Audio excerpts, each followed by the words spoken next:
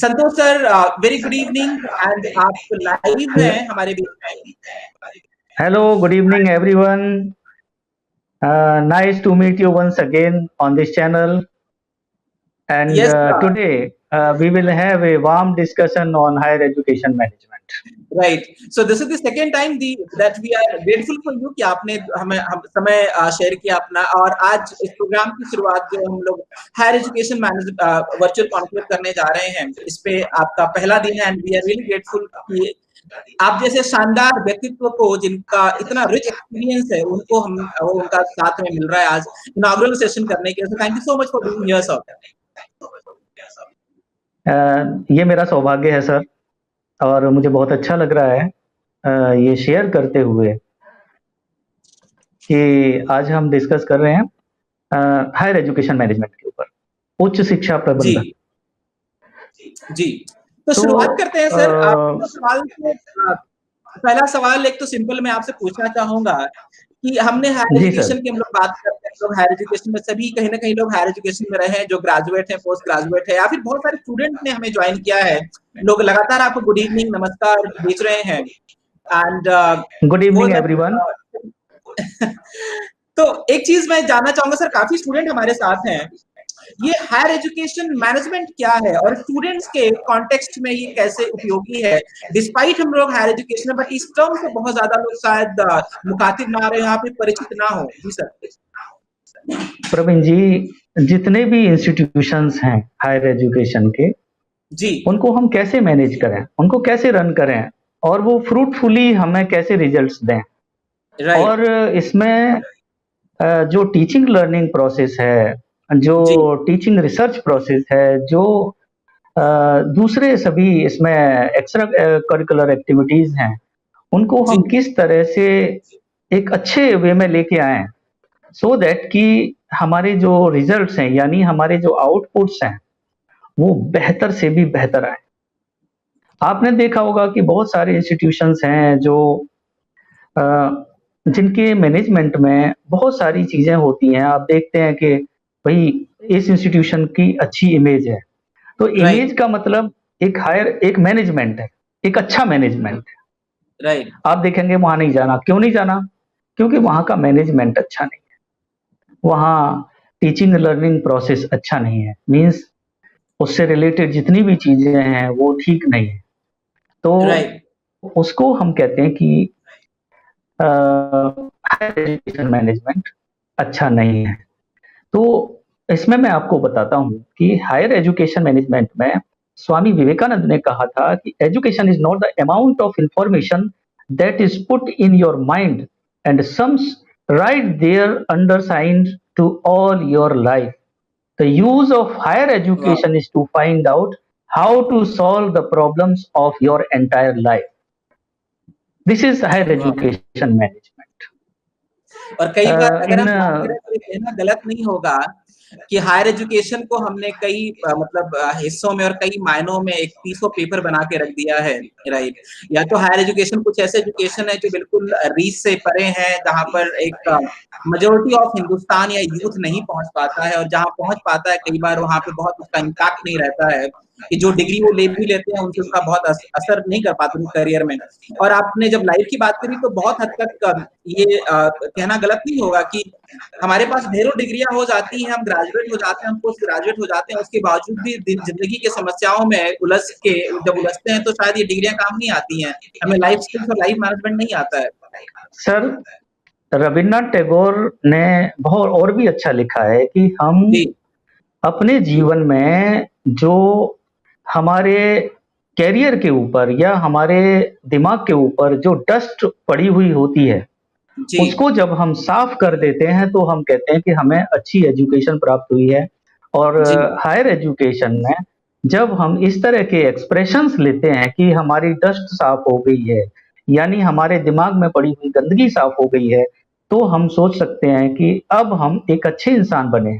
तो रविन्द्रनाथ टैगोर कहते हैं कि एक अच्छे इंसान को बनाने के लिए जो पैरामीटर्स लगाए जाते हैं एजुकेशन में, वो क्या है? वो एक अच्छा हायर एजुकेशन मैनेजमेंट है।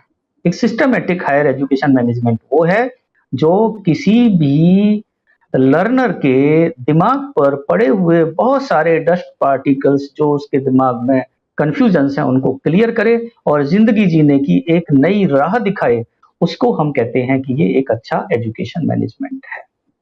अब सवाल सर एक अब बड़ा जी नेहरू जी ने अपने अलग स्टाइल में कहा है कि मानवता में संवेदनशीलता को पैदा करने वाले कारणों को खत्म करना और सच्चाई और एक मानवता के रास्ते पर ले जाने के लिए जिस पैरामीटर को एजुकेशन में रखा जाए वही असली हायर एजुकेशन मैनेजमेंट है, किसी भी लर्नर के भविष्य के लिए, आने वाली पीढ़ियों के लिए। तो ये नेहरू जी ने लिखा था हायर एजुकेशन मैनेजमेंट। बिल्कुल सही सर। अब एक सवाल यहाँ से बड़ा सिंपल तरीके से निकल के आ रहा है सर कि जो हम हायर एजुकेशन की बात कर रहे हैं, क्या हमारे देश में जो संस्थान है वो इसके साथ जस्टिस कर पा रहे हैं? Certainly not. राइट। मैं बड़ी दृढ़ता से कहूंगा कि वो ये नहीं कर पा रहे हैं, बहुत ही कम है।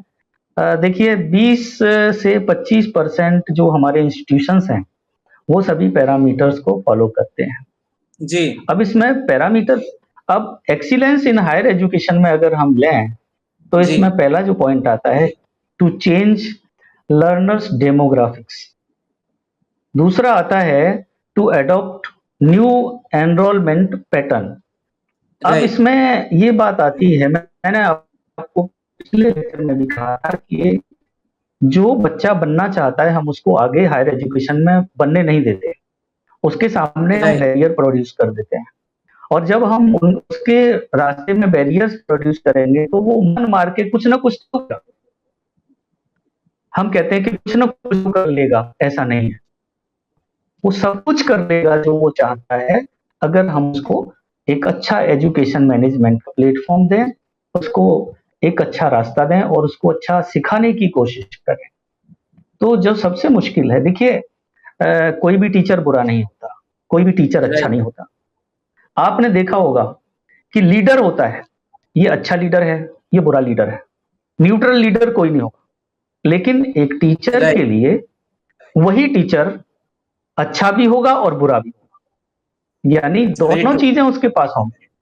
तो उसमें आप देखिए कि जब आप बात करते हैं कि अगर क्लास में मान लीजिए एक टीचर है और वो टीचर नकल करने देता है, तो जो नकल करने वाले बच्चे हैं उनके लिए तो वो बहुत अच्छा टीचर है, और जो ईमानदार बच्चे हैं उनके लिए बहुत बुरा टीचर है कि पूरे साल तो एक ही प्लेटफॉर्म पे बिना मेहनत के बच्चा भी राइट। तो इस तरीके से जब आप बात करते हैं तो एक टीचर जो होता है वो उसके पास दोनों प्रॉपर्टीज होती है, एक लीडर के पास वो नहीं होता, लेकिन टीचर एक अच्छा लीडर होता है, एक अच्छी लीडरशिप होती है। मैं उसकी प्रॉपर्टीज आपको भी बताऊंगा। मैं भी बता रहा हूं कि एक्सीलेंस इन हायर एजुकेशन क्या होता है कि हम अपना एक अच्छी क्वालिटी का इंफॉर्मेशन सिस्टम रखें अपने इंस्टीट्यूशन में, जो बच्चा चाहता है उसको वो मिले, जिसलिए वो वहां आया है वो उसको मिले। दूसरा, हमें टेक्नोलॉजिकल रिवॉल्यूशन लाना है। अब ये सोचते हैं कि मतलब हम ये सिखाएंगे वो सिखाएंगे, ऐसा करेंगे वैसा करेंगे, ये कहने की बात होगी, आप करिए। अभी बिफोर लास्ट ईयर भूटान में अभी मैंने एक कॉलेज का सिलेबस डिजाइन किया, गैलपुशिन कॉलेज ऑफ इंफॉर्मेशन टेक्नोलॉजी उस कॉलेज का नाम है। तो मैं सिलेबस वगैरह मैंने उसका डिजाइन किया, डिजाइन करने के बाद उसको जब एक बिल्कुल जंगल टाइप था वहां पे पहाड़ियों के बीच में जब वो कॉलेज खोला तो वहां जो कॉन्सेप्ट था वो हमने रखा लर्निंग बाय डूइंग। राइट, क्या बात है, एक्सपीरियंशियल लर्निंग जो आप लर्न करते हैं आप करिए उसको।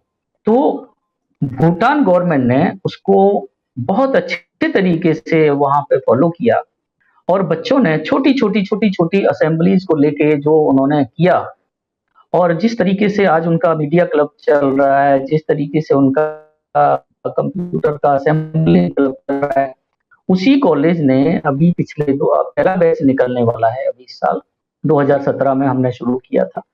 तो एज एजुकेशन एम्बेसडर हम 3 लोग गए थे और हमने काफी अच्छा वहाँ पे काम किया था, और हम 1 हफ्ते करीब 10 दिन हम लोग वहाँ रुके थे।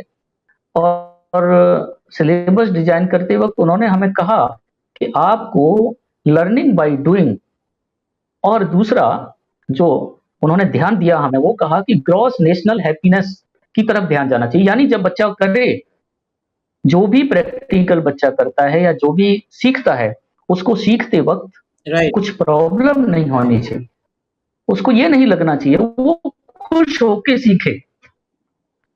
तो ये कॉन्सेप्ट जब उन्होंने शुरू किया और जब वहां पे मैंने देखा, दूसरे साल और तीसरे साल जब मैं वहां गया रिव्यू के लिए, तो मैंने देखा कि बच्चे बहुत अच्छा कर रहे हैं। अभी भी मैं फेसबुक पेज जब उनका देखता हूँ, जो उनकी एक्टिविटीज होती हैं, मुझे अंदर से बहुत खुशी होती है कि वो बहुत अच्छा कर रहे हैं। तो लर्निंग बाय डूइंग। और दूसरी चीज उन्होंने कहा कि आप लर्नर के लिए अकाउंटेबिलिटी सेट करिए कि तुझे इतना करना है, बाकी का काम ये करेगा, उसके बाद वो करेगा। तो जब हम अकाउंटेबिलिटी सेट कर लेंगे तो ये एक्सीलेंस ऑफ एजुकेशन में आएगा। और दूसरी चीज, जो उसका वर्क प्लेस है, वर्क जी प्लेस की जो नेचर है, उसको बदलना बहुत जरूरी है। वहां ऐसा सर। माहौल क्रिएट होना चाहिए कि राइट जी सर, सर। इसमें एक चीज मैं इनफैक्ट ऐड और पूछना दोनों ही चाहूंगा कि आपने लर्निंग बाय डूइंग की बात करी, आपने जी एक्सपीरियंस लर्निंग की बात करी। हमने 3 इडियट में एक मूवी देखी है जहां पे लास्ट मोमेंट में जो जो कैरेक्टर होते हैं, जो वांगचुक की हम लोग बात करते हैं लास्ट मोमेंट में, जहां पर कि उन्होंने एक विद्यालय जी बना रखा है जी जहां पर सारे बच्चे एक्सपीरियंशियल लर्निंग की बात करते हैं, वहां से सीख रहे होते हैं। एंड लोग कहते हैं कि सोनम वांगचुक का उसके रियल इंस्पिरेशन रहे उस स्टोरी के। हालांकि सोनम वांगचुक ने इस बात को हमेशा खारिज किया हुआ अपने इंटरव्यूज में। मैं ये कहना चाहूंगा सर कि ये कहीं ना कहीं मिसिंग है, और साथ ये एक वही दौर है कि इंटर्नशिप के थ्रू जो स्टूडेंट्स होते हैं वो सीखते हैं। किताबों में जो हमने पढ़ा और उसको रियल लाइफ में जब हम इम्प्लीमेंट करने जाते हैं, उसमें जमीन आसमान का फर्क होता है। और जब आप केवल किताबों के एक्सपीरियंस को लेके कॉर्पोरेट में जाते हैं, तो कॉर्पोरेट, क्योंकि कोई भी कॉर्पोरेट पसंद नहीं करता है कि आपके ऊपर टाइम भी इन्वेस्ट करे, आपको तनख्वाह भी दे, फिर आपसे काम करने की प्रोडक्टिविटी का इंतजार भी करे। तो आई थिंक आपको नहीं लगता सर कि नहीं नहीं सर, हिंदुस्तान इसमें में क्या होता है जी सर, देखिए, सिविक रिस्पॉन्सिबिलिटी जो होती है, वो भी अपने आप में मायने रखती है। तो जी जब हम इंटर्नशिप करा रहे हैं, तो हम सिविक रिस्पॉन्सिबिलिटी भी उनकी हम रखें हैं। क्योंकि क्योंकि समाज को हम जब भेजेंगे एक अच्छा नागरिक, तो वो राइट नागरिक एक उम्दा क्वालिटी का होना चाहिए, एक अच्छी क्वालिटी का होना चाहिए। और सवाल नॉलेज का नहीं है। नॉलेज तो बहुत लोगों के पास है, लेकिन जी उस नॉलेज जी का वो कितना इस्तेमाल सही कर रहा है, और वो कितना उस प्लेटफॉर्म पे आउटपुट दे पा रहा है, ये मैटर करता है, ये मायने रखता है। राइट तो इस राइट तरीके से जो right excellence in higher education है, वो आप देखिए, मैं आपको एक चीज बताता हूँ, कोई किसी से कम नहीं है, ये आप मान के चलिए। लेकिन राइट 5 मुख्य चीजें होती हैं। There are G 5 properties of leadership. These are intelligence in higher education, right intelligence, trustworthiness, humanness, courage and discipline. अब आप ये 5 चीजों को रखने के बाद आप देखिए, reliance on intelligence alone results in weakness. अगर आप इंटेलिजेंस पे ही भरोसा राइट करोगे, तो वो आपकी वीकनेस बन जाएगा। Fixation on trust results in falling. दूसरी चीज, dependence on the strength of courage results in violence. हमेशा बहादुरी दिखाओगे तो वो क्या हो जाएगा? वायोलेंस हो जाएगा, वेरी ट्रू हिंसा हो वेरी जाएगी। ट्रू इसी वेरी तरह ट्रू से एक्सेसिव डिसिप्लिन और स्पेयरनेस दिखाओगे तो वो क्या हो जाएगा? क्रूएलिटी। ज्यादा बच्चों के साथ अगर आप करेज दिखाओगे, वायलेंस दिखाओगे, इस तरह से अगर आप डिसिप्लिन ज्यादा उसको मेंटेन करने के लिए कहोगे, तो वो आपको कहेगा बड़ा क्रूअल मास्टर है। वो क्रुएल्टी की राइट, सीरीज में आ जाता है कि आप डिसिप्लिन थोप रहे हो उसके ऊपर, आप उसे काम नहीं करने दे रहे हो। बहुत सारी चीजें हैं वो राइट। डिसिप्लिन से अलग रख के टू पढ़ानी टू मच पड़ती हैं, प्रोसेस करानी ओरिएंटेड नहीं पड़ती करें हैं। क्योंकि बहुत बहुत सारा चाहे प्रोसेस प्रोसेस स्ट्रेटजी या स्ट्रेटजी हो जाती है उसमें। राइट, तो ये चीजें होती हैं कि आपको ध्यान रखनी है कि आपको ये पांचों चीजें एक साथ सामंजस्य बना के चलनी है। ऐसा नहीं है कि आपने एक को बहुत आप बहुत ज्यादा इंटेलिजेंट है तो बहुत ज्यादा इंटेलिजेंट बेवकूफ भी होता है। वो वो तो वो कुछ सर भी नहीं कर ज्यादा पाता कई बार। इंटेलिजेंट नहीं, ना ना, खाली इंटेलिजेंट होने से कुछ नहीं होता। आपको बाकी की चीजें अपने साथ रखनी होती हैं। आपको राइट, ट्रस्टवर्दीनेस रखनी होती है, ह्यूमननेस भी रखनी है, करेज भी रखना है और डिसिप्लिन भी रखना है। आप इंटेलिजेंट है और आपका डिसिप्लिन खराब है तो क्या फायदा आपके इंटेलिजेंस का? आप कुछ सर। नहीं कर सकते। मैं इस चीज को बड़ा मतलब मैं देखता भी हूँ सर कि हम लगातार हम लोग यूथ के साथ काम करते हैं, कॉलेजेस में जाते हैं, यूनिवर्सिटीज में जाते हैं, और बहुत सारे यूथ यूथ के साथ इन पर्सनल इंटरेक्शन भी रहता है। And I see very clear, यूं कहें कि एक बहुत बड़ा गैप देखता हूँ जब इन पांचों की आपने बात करी, जो हायर एजुकेशन में आके वो कहीं ना कहीं गैप मिलता है, और उस रिजल्ट ये होता है कि ना वो पर्सनल लाइफ में अपना बहुत बेहतर कर पाता है, ना वो अपने प्रोफेशनल लाइफ में बेहतर कर पाता है, और लास्ट में आके वो ट्रेनिंग ले रहा होता है कि पर्सनल लाइफ को कैसे मैनेज करें या बैलेंस कैसे क्रिएट करें दोनों लाइफ के, पर्सनल प्रोफेशनल लाइफ में, और ना वो ऑफिस में खुश है ना वो घर पे खुश है। प्रवीण जी मैं आपको बताऊं कि ये जो जी 5 पॉइंट दिए थे ये आज से तकरीबन 200 साल पहले एक बहुत बड़े विद्वान हुआ करते थे, बहुत बड़े एजुकेशनिस्ट होते थे जी जापान में, उनका नाम था सुनजू। जी तो सुनजू की थ्योरी में ये लीडरशिप की प्रॉपर्टीज हैं जिनको हम आज भी पढ़ते हैं, आज भी दूसरों को पढ़ाते हैं, लेकिन खुद अपने ऊपर इम्प्लीमेंट नहीं करते हैं। That's why institution goes down down down and once it goes its credibility, it right. Loses its credibility. तो एंड सर, ये सभी चीजें हैं। मेरे मेरे ख्याल से ऐसे इंस्टीट्यूट तो खुद को कमजोर कितना करते हैं मुझे नहीं पता, देश को बहुत कमजोर कर देते हैं। सर मैं बताता हूं आपको कि देश की तो बात यह है कि यूएनओ की रिपोर्ट कहती है जी कि हमारा 20% ग्रेजुएट भी एम्प्लॉयबल नहीं है।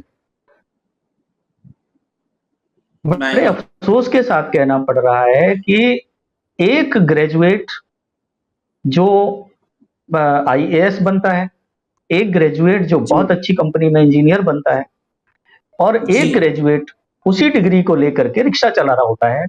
तो ये जी दोनों में फर्क है।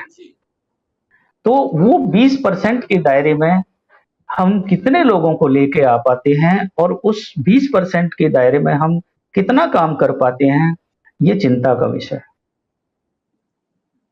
हम दिस इज रियली अभी शॉकिंग फटाफट नंबर से ना, सर। जी मैं नाम नहीं बताऊंगा, एक जी विश्वविद्यालय में तकरीबन 450 कॉलेजेस हैं। जी 450 कॉलेजेस में जो प्रिंसिपल बनाए गए या जिन प्रिंसिपल्स के बारे में जो रिकॉर्ड देखा गया, तो उनके बारे में ये कहा जाता है कि इनको एजुकेशन मैनेजमेंट की कोई नॉलेज नहीं है, इनका कोई लेना देना नहीं है और ना ही उनको एजुकेशन मैनेजमेंट आता है। तो मैं ये कहूंगा कि जब भी आप प्रिंसिपल बनाएं या जब भी एडमिनिस्ट्रेटर बनाएं, ये एक ऐसा कॉन्सेप्ट है जिसको उन्हें पढ़ा के भेजना चाहिए। इसके लिए मैंने प्रवीण जी जी 4 किताबें तैयार की हैं, वाह। जिसमें मेरे साथ 2 प्रिंसिपल और हैं। मैं आपसे बात भी तो करने वाला था उस बुक पे। आप जैसे ऑफलाइन जब हम लोग डिस्कशन कर रहे थे तो आपने कहा कि इस लॉकडाउन के समय का सदुपयोग करते हुए आपने 3 किताबें लिखी, और एक किताब तो बता रहे हैं कि आप 11,000 ज्यादा प्रतियां जिसकी बिक चुकी हैं, जो इतने जी आंकड़े जी सर। अपने आप में एक शानदार लर्निंग है। मेरे ख्याल से जितने भी साथी हमें सुन रहे हैं, बता रहे हैं, और ये साथियों कितना बड़ा मैसेज है कि जहां पर हम लोग ट्रिप कर रहे हैं, जहां पर हम नो डाउट बड़ी सारी बातें हैं जो हमें नेगेटिव कर सकती हैं, जो हमें डीमोटिवेट कर सकती है, वहीं पे डॉक्टर एस के सर की बात करें तो उन्होंने 3 किताबें लॉन्च कर दी, और किताब जो 11,000 ज्यादा प्रतियां जिसकी निकल चुकी है, हाथों में जा चुकी है, तो अपने आप में कितना कितना कितना शानदार लर्निंग यहाँ सीखने जैसी बात है कि ये हम समय का सदुपयोग करके बहुत कुछ कर सकते हैं, बहुत कुछ ऐसा कर सकते हैं जो बहुत प्रोडक्टिव हो सकता है, चाहे वो हम कमर्शियली बात कर लें, चाहे अपनी इंडिविजुअल हैप्पीनेस की बात कर लें, या फिर एम्पावर की बात कर लें, अपने स्ट्रेंथ की बात कर लें। तो सर इसी पे बात कर लेते हैं। मैंने बहुत पहले एक लाइन बोली थी सर, मैं एक बार बीएड के बच्चों को ट्रेन कर रहा था, मुझे वो लाइन याद आ रही है कि कभी भी स्टूडेंट बोरिंग नहीं होता है, हमेशा टीचर बोरिंग होता है। राइट, क्लास कई बार होता है ना, क्लास बड़ी बोरिंग क्लास है, तो बोरिंग क्लास नहीं होती, टीचर हमेशा इसका पैटर्न बताता है कि भैया क्लास बोरिंग होने वाली है, क्लास एंजॉयमेंट होने वाली है, तो ये हमेशा एजुकेशन की तरफ से आता है। तो सर मैसेज क्या देना चाहेंगे यहाँ से, खास करके अगर कोई स्कूल या कोई कॉलेज इंस्टीट्यूशन से कोई हमें सुन रहा है, तो उनको क्या बदलाव करने चाहिए अपने सिस्टम में while hiring their principals and management? देखिए, ज्यादा इंटेलिजेंस दिखाने की जरूरत नहीं है, सबसे पहली चीज। जी, स्टूडेंट को ज्यादा ज्यादा इंटेलिजेंस दिखाओगे तो आपको वो डिस्कार्ड कर देगा, आपको अपने डोमेन से बाहर देगा, ये मास्टर अच्छा नहीं है, ज्यादा इंटेलिजेंस दिखाता है। मैं जब भी पढ़ाता हूँ या जब भी कोई क्लास ले रहा होता हूँ या कभी कोई मुझे एग्जाम्पल देना होता है, तो मैं नेचर से एग्जाम्पल उठाता हूँ। अभी रिसेंटली मैं एक टॉपिक बच्चा पूछने के लिए मुझे आया, वो कहने लगा, बोला सर ये मुझे बताइए कि इलेक्ट्रिसिटी में ये फीडबैक इफेक्ट क्या होता है। मैंने कहा तेरे पास एक कुत्ता है? हाँ सर मेरे पास डॉगी है 2। मैंने कहा नहीं, एक ही काफी है। तू जब उसको पुचकारता है तो क्या वो पूंछ हिलाता है? तो बोला नहीं सर। मैंने कहा उसको तूने पूंछ हिलाने के लिए कहा है? बोला नहीं सर। तो जो वो पूंछ हिला रहा है वो तेरा फीडबैक इफेक्ट है। किसी भी सर्किट को बिना टच किए, किसी भी कंडक्टर को बिना टच किए जी, वो करंट या वो चार्ज दूसरी जगह पहुंच जाता है और वो उस जगह को प्रभावित कर देता है, उसको फीडबैक इफेक्ट कहते हैं। और उस जी, बच्चे की जिंदगी भर कभी वो दिमाग से नहीं भूलेगा कि जो कुत्ता पूंछ हिला रहा है वो फीडबैक इफेक्ट है। तो ट्रू दैट, एग्जाम्पल जो आपको, ये मैंने एक छोटा सा एग्जाम्पल दिया था, तो एग्जाम्पल्स आपको नेचर से उठाने हैं, सोसाइटी से उठाने हैं, अपनी रियल लाइफ से उठाने हैं। आप वो एग्जाम्पल्स दोगे तो बच्चे को समझ में आएगा कि ऐसा होता है, और वो जिंदगी में आगे वो उस एग्जाम्पल से कुछ सीखेगा भी, और सीखने के बाद फिर वो उसको अपने आगे आने वाली जनरेशन को भी ट्रांसफर करेगा और वो बताएगा कि मेरे सर वो थे और उन्होंने मुझे ये पढ़ाया था। मेरे 30 साल पुराने स्टूडेंट्स भी आज मुझे जब देखते हैं, मैं देखता हूँ वो मुझे खुश होके मिलते हैं, मुझे मेरे से डर के नहीं मिलते, क्योंकि मैंने राइट, हमेशा ये कोशिश की। यही कोशिश सभी को करनी चाहिए कि आपका और आपके स्टूडेंट का जो रिलेशन है, लोग कहते हैं कि खाली रिसर्च स्कॉलर का रिलेशन होता है, नहीं, आप हर स्टूडेंट आपका ब्रांड एम्बेसडर है, आपका इमेज बिल्डर है। आपने अगर उसको, उसके साथ कोई गलत व्यवहार किया है, आपने उसको एक अच्छी शिक्षा नहीं दी है, तो आगे चल के वो आपकी आने वाली जनरेशन को खराब कर देगी। तो सर आप देखिए, जी, हमारे ऊपर पीढ़ियों की जिम्मेदारी है। जिम्मेदारी है, बिल्कुल सही। एज नेशन एज बिल्डिंग की अगर बात करें एन एजुकेशनल, तो हमारे बहुत ऊपर बहुत बड़ी, आने वाली जी, जनरेशन की बिल्डिंग है। अगर हम एक अच्छी एजुकेशन और अच्छे तरीके से एजुकेशन प्रोवाइड कराएंगे तो हमारी आने वाली जनरेशन, आने वाली पीढ़ियां अच्छी सीढ़ियां चढ़ेंगी। तो ये जो सर हम इसमें एक देखिए, एक जी जी जी, बताइए। एक लाइन मुझे याद आ रही है सर कि मैं विद ड्यू रिस्पेक्ट, चूंकि आप खुद एक एजुकेशन से काफी लंबे टाइम तक जुड़े हुए हैं और 3 दशकों से आप एजुकेशन में हैं, हम लोग अक्सर बोलते हैं कि आजकल एजुकेशन कमर्शलाइज हो गया है, बिजनेस हो गया है, राइट? ये बहुत आम सी लैंग्वेज हो चुकी है कि education is a business now. मैं कह रहा हूँ कि सर बिजनेस भी नहीं है। मुझे याद है हमारे हमारे एक मित्र है हमारे चौधरी जी, अक्सर डिस्कशन में एक बात बोलते हैं कि अगर बिजनेस होता तो बिजनेस की एक सिंपल सी जिम्मेदारी होती, कस्टमर को खुश रखो। और मुझे लगता है कि एजुकेशन इकलौती एक ऐसी संस्था है जहां पर कि कस्टमर पूछने नहीं जाता, या फिर पिता पूछने नहीं जाता है, माँ पूछने नहीं जाती कि बच्चा हमारा 3 साल आपके समय आपके पास था, 3 साल के बाद वो ऐसा भी नहीं निकल रहा है कि नौकरी के लायक हो, या फिर उसकी जिम्मेदारी, आपकी जिम्मेदारी क्या निकल रही है कि आपने क्या कुछ ऐसा बिल्ड कर दिया कि वो एक कंप्लीट पर्सन बन के निकला हो, या फिर कंप्लीट पैकेज बन के निकला हो, जहां से उसकी लाइफ में बाकी समस्याओं को हैंडल करने की एबीसीडी आ रही हो। तो सर ये तो एक कितना बड़ा गैप है, मेरे ख्याल से इकलौता ऐसा बिजनेस है जहाँ पे कस्टमर कंप्लेन करने नहीं जाता है। सर सर ये जो गंदगी है, ये हमारे दिमाग की एक उपज है। जी हम लोगों ने क्या किया कि हम अध्यापक तो बने, प्राध्यापक भी जी बने, लेकिन हमने इस चीज को नहीं देखा कि हमारे ऊपर कितनी जिम्मेदारी है। हमने उसको जी बिजनेस में कन्वर्ट कर दिया, उसको बिजनेस में तब्दील कर दिया। ये जी बिजनेस नहीं है, ये सेवा है। और यदि आप राइट सेवा भाव से पढ़ाएंगे, आप मेरे पीछे बोर्ड देख रहे हैं, जी अभी जी भी मैंने बीएससी की क्लास ली है, कुछ डाउट्स थे बच्चों के, और क्या ये मैंने ऑनलाइन क्लास उनको दी है। अ, ये ट्रांसपोर्टेशन प्रॉब्लम है जो बच्चों को समझ नहीं आई थी, और उन्होंने मुझे रिक्वेस्ट किया, तो मैंने कहा कि मैंने बेटा अभी मैं आपको करता हूँ, और ये आपके सामने है। तो देखिए, ये सेवा है। जब तक आप सेवा भावना से नहीं पढ़ाएंगे, जिस दिन आपने सोच लिया कि ये आपका बिजनेस है, उस दिन आपके अंदर का जो अध्यापक है वो मर जाएगा, और एक बिजनेसमैन आपके अंदर पैदा हो जाएगा, जिसके दिमाग में सिर्फ एक पौंड और शिलिंग के अलावा कुछ और नहीं घूमेगा। उसके बिल्कुल दिमाग में सही। ये नहीं होगा कि ये बच्चा किस परिवार का है, किस घर से है, क्या चाहता है। सर, मेरे समय में जब पढ़ाई लिखाई का टाइम होता था या हम लोग पढ़ते थे, तो जी हमें रात को स्कूल में रोका जाता था, और रात भर एग्जाम से पहले हमको पढ़ाया जाता था, सिखाया जाता था, और हमारे टीचर्स हमारे पास 24/7 अवेलेबल होते थे, और कहते थे बोर्ड का एग्जाम है। राइट अब आप देखिए, और उतना पढ़ने के बाद जो हमारे मार्क्स आते थे, वो जिस बच्चे के 50% मार्क्स आते थे, वो कहा जाता था कि ये बहुत ब्रिलियंट है, हर राइट कॉलेज उसको दाखला देता था। और जिसके राइट 60% आ जाते थे, वो तो चार गांव में हल्ला होता था। तो राइट राइट अब हम क्या है, हम मार्क्स लाने के लिए पढ़ रहे हैं।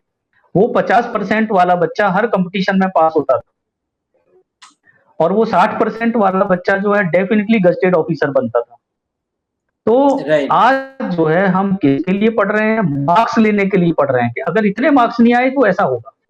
तो जिस दिन हम राइट ज्ञान को छोड़ के अंकों को अगर पैरामीटर बना लेंगे, उस दिन हमारी शिक्षा का पतन हो जाएगा, और ये पतन अब चरम सीमा के करीब करीब पहुंचने वाला है। अभी सिर्फ राइट 12% 15% बच्चा है जो नॉलेज के लिए पढ़ता है। बाकी प्रेशर उसके ऊपर होता है कि अगर इतने मार्क्स नहीं आए तो मुझे आगे एडमिशन नहीं मिलेगा। तो मैंने आपको कहा कि अगर हमारी सरकार या हमारे जो सिस्टम है, उसमें ये बदलाव होगा कि जो बच्चा पढ़ना चाहता है और जिस चीज को पढ़ना चाहता है, जिस दिशा में वो जाना चाहता है, उसको उसे मौका देना चाहिए। अगर आप उसको मौका नहीं देते हैं, तो ये हमारी आने वाली जनरेशन के साथ अन्याय होगा। और दूसरी चीज मैं आपको बताता हूं, जब तक हमारी यूनिवर्सिटीज को ऑटोनॉमी नहीं मिलेगी, तब तक ये जी सब हो नहीं सकता। मैं आपको बड़ी प्रैक्टिकल बात बता रहा हूं। आप कहते हैं कि जी शिक्षा बहुत महंगी हो गई। जी मैं प्राइवेट यूनिवर्सिटी चला रहा हूं, मैं आपको जी बताता हूं, मेरे करीब 4-5 इंस्पेक्शन आए मेरी यूनिवर्सिटी में, और इंस्पेक्शन होने से पहले ये कहते थे कि भाई दोगे क्या, अगर ये कोर्स चलाओगे तो हमें क्या मिलेगा। राइट यानी जो इंस्पेक्टर है, वो आके पहले ये कह रहा है कि पहले मुझे 2 कोर्स बाद में चलाना, तब मैं आपको परमिशन दूंगा। उस कोर्स को जो पैसे उसने लिए हैं, एक मोटा अमाउंट उसने लिया है उस कोर्स को चलाने के लिए, तो उसके लिए वो स्टूडेंट से क्या पैसे लेगा?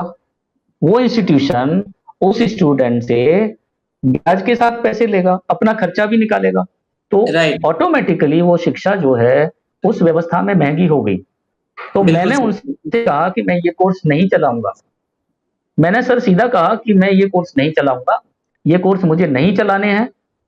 मैंने बहुत अच्छी-अच्छी शानदार लैब्स बनाई और आर्किटेक्चर का कोर्स मुझे चालू करना था। हर चीज़ मेरे पास तैयार थी और इसी तरह से बहुत सारे कोर्सेज़ काउंसिल के कोर्सेज़ थे, मैं नाम नहीं लूँगा। अ, हर एक ने पहचाने। मैंने उनसे सिर्फ़ यही कहा कि भाई मैं कोई यहाँ पे जब आया हूँ, जंगल में यूनिवर्सिटी बनाई है, कोई पाउंड सीलिंग कमाने के लिए नहीं बनाई है, सेवा करने के लिए बनाई है। और जब इस तरीके की हालत जब होगी, तो मैं कैसे बच्चों को पढ़ा पाऊँगा? यहाँ गाँव के लोग जो बेचारे हैंड टू माउथ हैं, ये किस तरह से करेंगे? तो इस तरीके राइट, से मैंने कहा मैं ये कोर्स ही नहीं, लेकिन पैसा एक नहीं दूँगा। तो जब तक यूनिवर्सिटीज़ को, प्राइवेट इंस्टीट्यूशंस को सेल्फ ऑटोनॉमी नहीं मिलेगी कि वो अपनी मर्ज़ी से कोई भी कोर्स पढ़ा सकें, तब तक न तो क्वालिटी एजुकेशन हम प्रोवाइड कर सकते हैं, ना ही क्वालिटी एजुकेशन की को बारे में हम सोच सकते हैं। क्योंकि हम उसी चक्कर में लगे रहेंगे कि भाई किस तरह से ये मान्यता मिलेगी, किस तरह से हमारा काम चलेगा, किस तरह से हमारी खर्चे पूरे होंगे। Yes sir. आप लाइन में फिर से, आई थिंक हम कनेक्शन हाँ, हाँ, ड्रॉप हो हाँ। गया था। थोड़ी दिक्कत जी, थी उसमें जी, आपकी जी, तरफ से, वो टाइम आउट हो गया था। तो मैं बता रहा जी, था आपको कि हमें ना अपना इवैल्यूएशन और असेसमेंट सिस्टम जो होता है हायर एजुकेशन का, जी, उसको थोड़ा-सा चेंज करने की ज़रूरत है। जी, उसमें जी, क्या है कि हमें पहली चीज़ जो रखनी है वो कंटीन्यूअस इंटरनल असेसमेंट। उसके राइट, बाद जो ग्रेड 10 पॉइंट स्केल का ग्रेडिंग सिस्टम, जी, उसके साथ-साथ pre and post process of examinations होना चाहिए। फिर एप्रोप्रिएट और इफेक्टिव फीडबैक मैकेनिज्म होना चाहिए स्टूडेंट्स के साथ। फिर आईसीटी का और ईआरयू का, इंफॉर्मेशन जी, एंड कम्युनिकेशन टेक्नोलॉजी, और एग्जामिनेशन रिफॉर्म यूनिट्स जो हमारे इंस्टीट्यूशन में बने हुए हैं या यूनिवर्सिटी में बने हुए हैं, उनको जी, हमें अच्छे तरीके से ओवरलुक करना चाहिए। फिर extracurricular activities, skill programmes, और उनको हमें इंटरनल असेसमेंट में एक प्रैक्टिकल के तौर पे लेना चाहिए। राइट, दूसरी जो है, जो टेस्टिंग एप्लीकेशंस हैं, उन टेस्टिंग एप्लीकेशंस में टेस्टिंग क्रिएटिविटी जब हम डालेंगे, तब हमें पता चलेगा कि हम इवैल्यूएशन सिस्टम को अच्छा कर पा रहे हैं और उस सिस्टम से हम फंडामेंटल नॉलेज से डेप्थ नॉलेज की तरफ जाना चाहिए हमें। और ये सभी कंटीन्यूअस इवैल्यूएशन स्ट्रेटजीज को अपनाने के बाद हमें फाइनल फीडबैक पे जाना चाहिए। उसके बाद हम एक अच्छा इंजीनियर, अच्छा डॉक्टर, अच्छा सोशल साइंटिस्ट, एक अच्छा लिंग्विस्टिक्स प्रोवाइड कर पाएंगे सोसाइटी के लिए। दूसरा, ब्रिलियंट सर। सो जो राइट, अब जी, क्वालिटी एश्योरेंस की जहां तक बात आती है, जी, उसमें हमें absoluteness, dimensions, design and development, curriculum practices, उसके बाद पेडागोजी की तरफ ध्यान देना पड़ेगा। तभी हम क्वालिटी एश्योरेंस ला सकते हैं हायर एजुकेशन। तो जिस तरीके से हम लोग कर रहे हैं कि हमारे करिकुलम चेंज नहीं होते, सोसाइटी के हिसाब से, डिमांड के हिसाब से हमें करिकुलम चेंज करना होगा।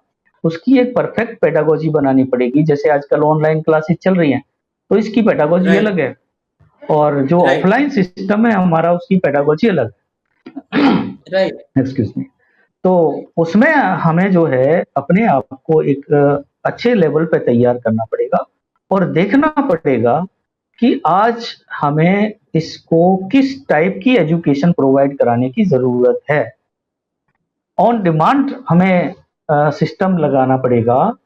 कि ये नहीं है कि अगर आपने देखा होगा कभी सिविल इंजीनियरिंग की बूम आ जाती है, राइट, कभी राइट, कंप्यूटर साइंस की बूम आ जाती है, कभी पता चलता है कि मैकेनिकल की बूम आ गई। नहीं, ऐसा नहीं है। सबकी जरूरत होती है, लेकिन सबको एक जैसा करिकुलम अगर आप पढ़ाएंगे तो आप देखिए कि बेरोजगारी बढ़े। उसके लिए आप मान लीजिए किसी को वेल्डिंग सिखा रहे हैं, तो आप जितनी तरह की वेल्डिंग होती है वेल्डिंग सिखाइए और एक अच्छा वेल्डिंग इंजीनियर बनाइए।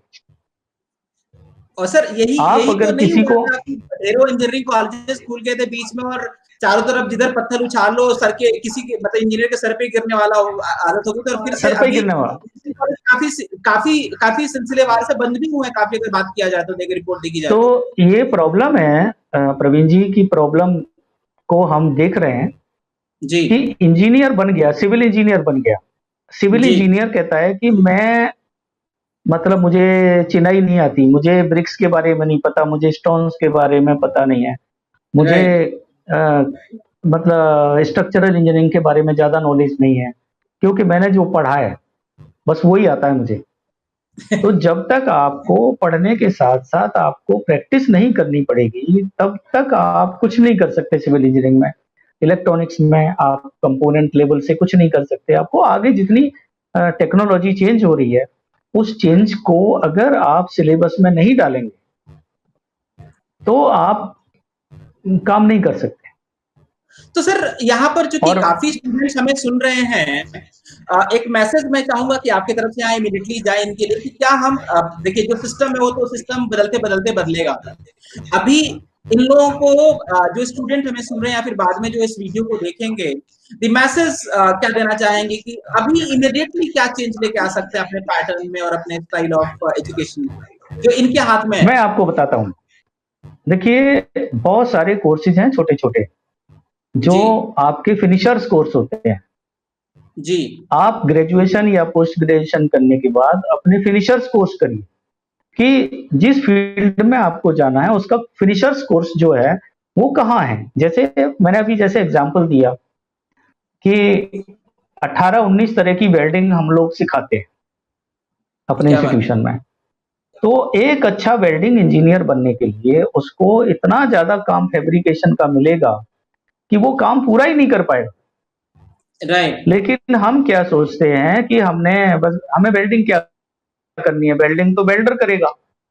वेल्डर नहीं करेगा, आपको ये सारी चीजें आनी चाहिए, आप उसमें परफेक्ट होने चाहिए जिससे एक वेल्डर से काम करा सको। आपको राइट अगर कोई चीज नहीं आती तो आप उस पर्टिकुलर जो क्राफ्टमैन है उससे काम नहीं करा सकते। नहीं करा पाएंगे, बिल्कुल नहीं करा पाएंगे। वो क्या देगा, तो जानबूझ के वो क्या करेगा, जानबूझ के मशीन खराब कर देगा और बीड़ी पीने चला जाएगा। आप सही बात देखते है। रहिए बाबूजी ये खराब हो गई, मैं क्या करूं जी, ये तो मशीन खराब हो गई। अगर आप राइट इंजीनियर हैं उस मशीन को तुरंत सही करेंगे, सही करेंगे, ले वही कर, अब ये ठीक है। और उसके बाद वो एक अच्छा इंजीनियर जो होता है उसकी जो रेपुटेशन है उसकी इंडस्ट्री में या उसकी ऑर्गेनाइजेशन में वो एक राइट अच्छे इंजीनियर की होती है। कहते हैं यार ये तो सब काम कर लेता है, ये इसको करो। राइट अब आप देखिए हमारे टाइम में क्या होता था जब मैंने इंजीनियरिंग किया था, तो एक पेपर होता था वर्कशॉप टेक्नोलॉजी। जी उसमें हमें इनिशियल लेवल पे चाहे वो सिविल का हो, मैकेनिकल का हो, इलेक्ट्रॉनिक्स का हो या कोई भी इंजीनियर हो, मेट्रोलॉजी का हो, उसको वर्कशॉप टेक्नोलॉजी में बढ़ई का काम, लोहार का काम, वेल्डिंग का काम, छेनी हथौड़ा चलाना सब कुछ सिखा दिया जाता था फर्स्ट ईयर।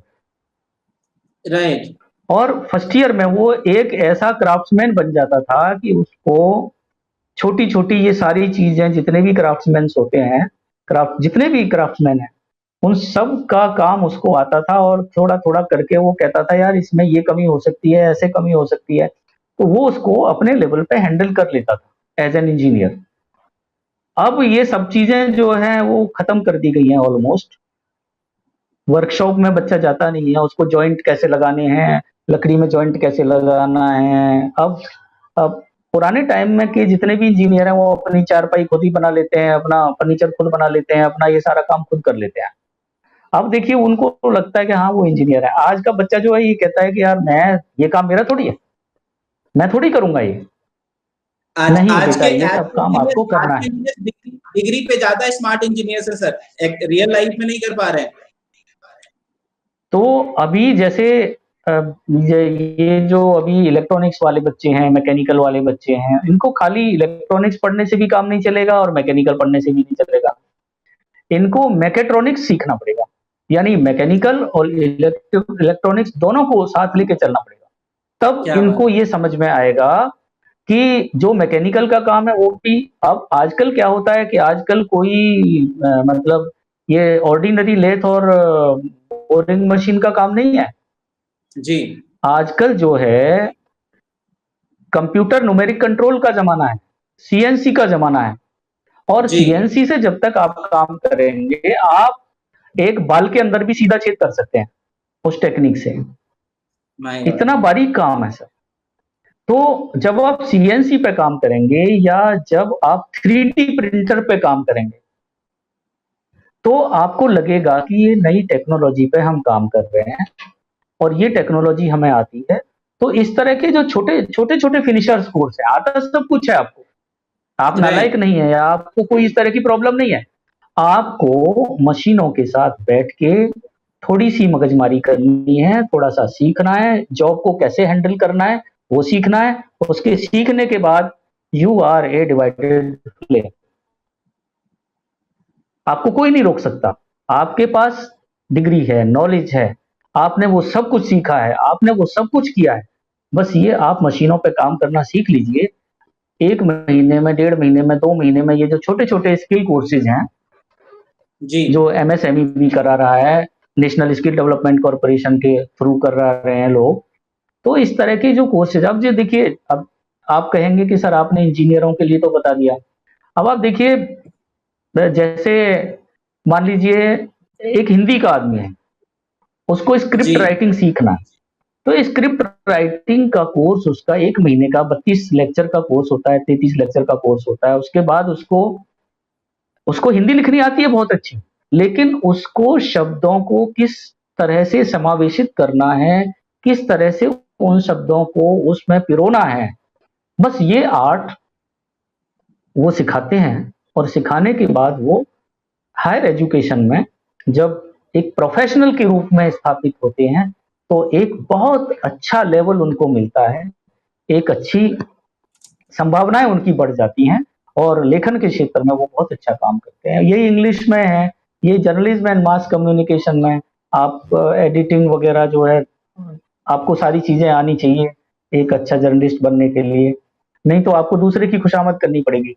तो उन सर। सब चीजों को आप जी। अपने लेवल पे कर लें, सीख लें, तो आपकी जो इमेज है एक अच्छे स्कॉलर के रूप में होगी और आपकी जो ऑर्गेनाइजेशन है वो आप पर डिपेंडेंट होगी, आपके ऊपर निर्भर होगी और आपको राइट। सम्मान भी मिलेगा और आपको धन भी अच्छा मिलेगा, सर, आपको बिल्कुल मेहनत बिल्कुल अच्छा सही मिलेगा। आपने ये बात बिल्कुल सही बोली सर आपने। मैं यहाँ पर कुछ अपने एक्सपीरियंस से बोलना चाहूँगा sir, because I have been into corporate world for close to 12 plus year. और इन 12 सालों में मैंने एक चीज़ नोटिस करी कि जो बड़े बड़े अच्छे-अच्छे संस्थानों से बच्चे आते थे इंटरव्यू देने के लिए, कुछ जॉइन कर लेते थे।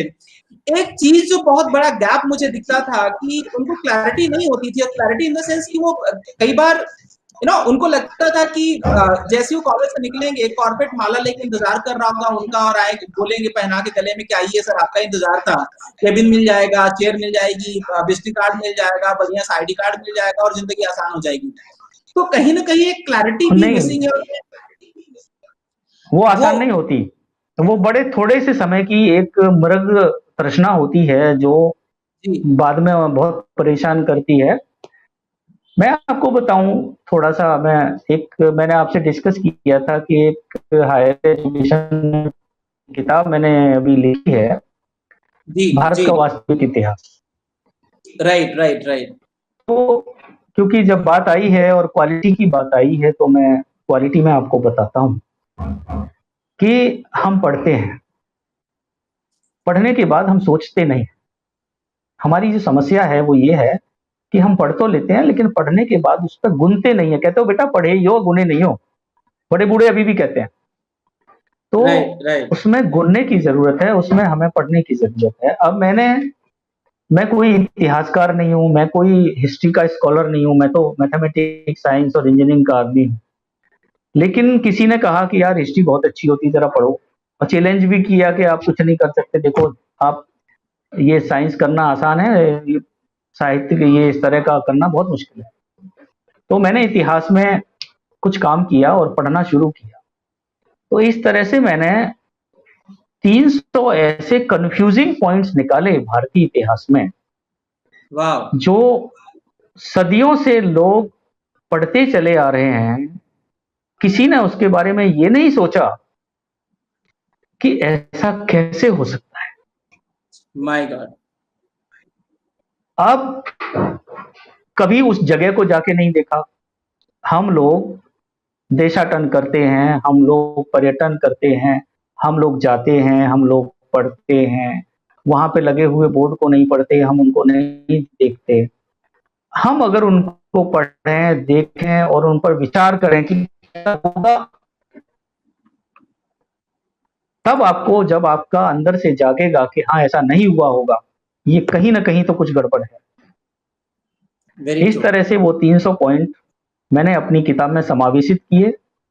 और आप ताज्जुब करेंगे कि कैसी कैसी चीजें हमारे इतिहासकार ने बहुत माने हुए, मैंने करीब करीब 1500-1600 किताबें इकट्ठी की हिस्ट्री की, जी। सिर्फ प्रूफ लेने के लिए कि किसने क्या लिखा है, रेफरेंस के लिए, जिससे मैं लोगों को दिखा सकूं कि देखो इसने ये लिखा है, इसने ये लिखा है, इसने ये लिखा है, और तीनों ने सेम लिखा, जबकि ये कहीं वैलिड नहीं है।